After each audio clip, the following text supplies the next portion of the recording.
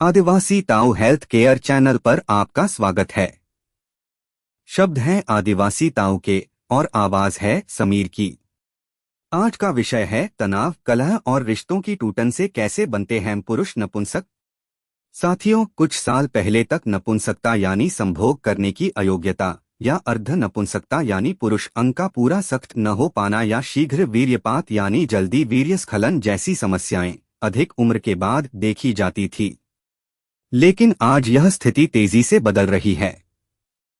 अब 35 से 40 साल के बीच के ऐसे पुरुष मेरे संपर्क में आ रहे हैं जिनके शरीर में कोई खास रोग नहीं, कोई हार्मोनल बीमारी नहीं, जांचों में कोई दोष नहीं, लेकिन फिर भी वे मानसिक तनाव, पारिवारिक कलह, वैवाहिक रिश्ते की कड़वाहट, धोखे और भावनात्मक दूरी के कारण नपुंसकता या अर्ध नपुंसकता के शिकार हो रहे हैं।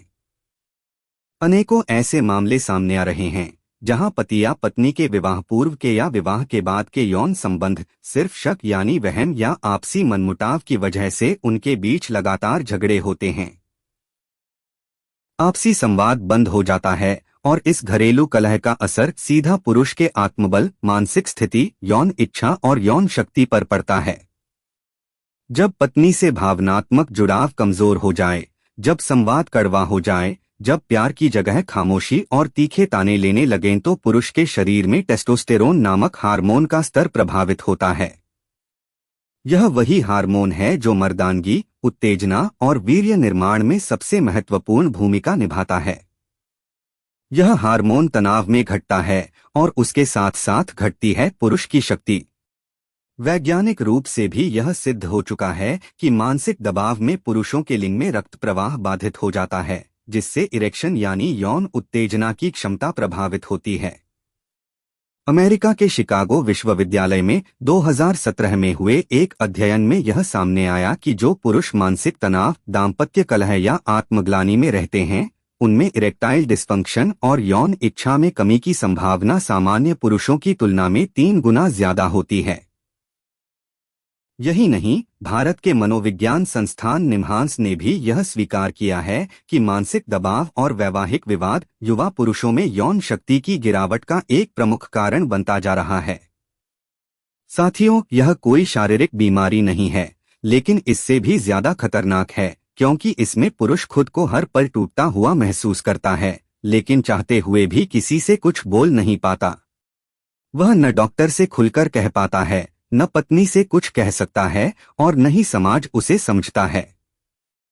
इन हालातों में कुछ पत्नियां अपने पति को ताने देती है, छींटाक्षी करती हैं, पति की अनदेखी करती हैं और पति को हीनतर महसूस करवाने के किसी मौके को नहीं छोड़ती। ऐसे में पुरुष धीरे धीरे भीतर ही भीतर घुटने लगता है और यह घुटन उसे एक दिन नपुंसकता की खाई में धकेल देती है। ऐसे में सबसे बड़ा सवाल यह है कि क्या इससे बचा जा सकता है? तो मेरा जवाब है हाँ, बिल्कुल बचा जा सकता है, अगर समय रहते चेत जाएं। सबसे पहले तो यह समझना होगा कि हर झगड़ा जीतने लायक नहीं होता, लेकिन हर रिश्ता बचाने लायक जरूर होता है। पति और पत्नी के बीच संवाद, विश्वास और संवेदनशीलता ही पुरुष की सबसे बड़ी औषधि है। अगर समस्या फिर भी बनी रहे तो उसे छुपाएं नहीं, बल्कि पहली फुर्सत में उचित प्राकृतिक उपचार लें। उपचार में निरंतरता बहुत जरूरी है। आगे बढ़ने से पहले यह जान लें कि यौन उत्तेजक एलोपैथिक दवाइयों का भूलकर भी सेवन नहीं करें।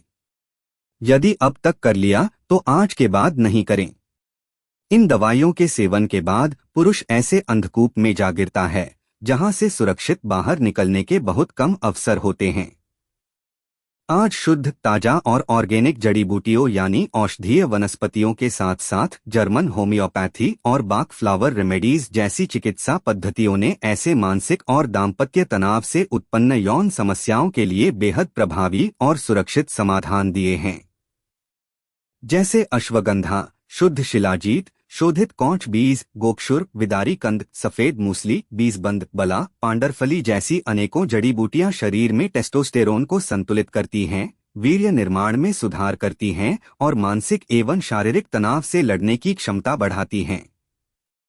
वहीं होम्योपैथी में lycopodium, agnus castus, caladium seguinum, acid phos, cydonia vulgaris, damiana यानी टर्नेरा, सेलेनियम मेटालिकम, स्टाफाई सागरिया, योहिम्बिनम जैसी दवाइयां पुरुषों की भावनात्मक कमजोरी, थकान और आत्मविश्वास की कमी को जड़ से सुधारती हैं। और बाक फ्लावर रेमेडीज जैसे एग्रीमनी, लार्च, विलो और स्टार ऑफ बेथलेहेम पुरुषों के भीतर छिपे मानसिक जख्मों को भरने, बीते हुए कल की गलतियों या अपमान से उबरकर खुद को फिर से संभालने, रिश्तों में नई शुरुआत करने की ताकत देने में अद्भुत कार्य करती हैं। उपरोक्त के होते हुए भी साथियों, अनेक मामलों में केवल औषधियां ही काफी नहीं होती। अधिकतर मामलों में समस्या केवल शारीरिक नहीं, बल्कि मनोशारीरिक यानी साइकोसोमैटिक होती हैं। यानी शरीर और मन दोनों के बीच का संबंध टूट गया होता है। ऐसे में उपचार की सबसे बड़ी जरूरत होती है काउंसलिंग। जब एक अनुभवी चिकित्सक या काउंसलर आपकी बात ध्यान से सुनता है, आपकी झिझक, शर्म और मानसिक उलझनों को समझता है, आपकी उन बातों को भी पूछता है जिन्हें बोलने में आप संकोच करते हैं, तभी असली उपचार की शुरुआत होती है। कई पुरुष केवल इसलिए असफल हो जाते हैं क्योंकि वे बोल नहीं पाते और न कोई उन्हें समझता है।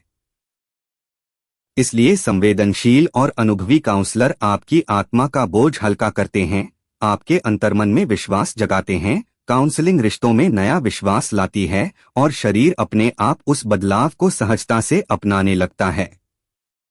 तो साथियों, अगर आपको या आपके किसी परिचित को किसी भी प्रकार की यौन समस्या है तो चुप मत रहिए। यह कोई शर्म की बात नहीं है, यह लाइलाज स्थिति नहीं है और इसका उपचार पूरी तरह संभव है। बस शर्त है कि आप समय रहते इस पर ध्यान दें और अपने उपचारक तथा काउंसलर की सलाह एवं दिशानिर्देशों का पालन करें। यदि जानकारी उपयोगी लगी हो तो इसे लाइक करें, चैनल को सब्सक्राइब करें और वीडियो को शेयर करें।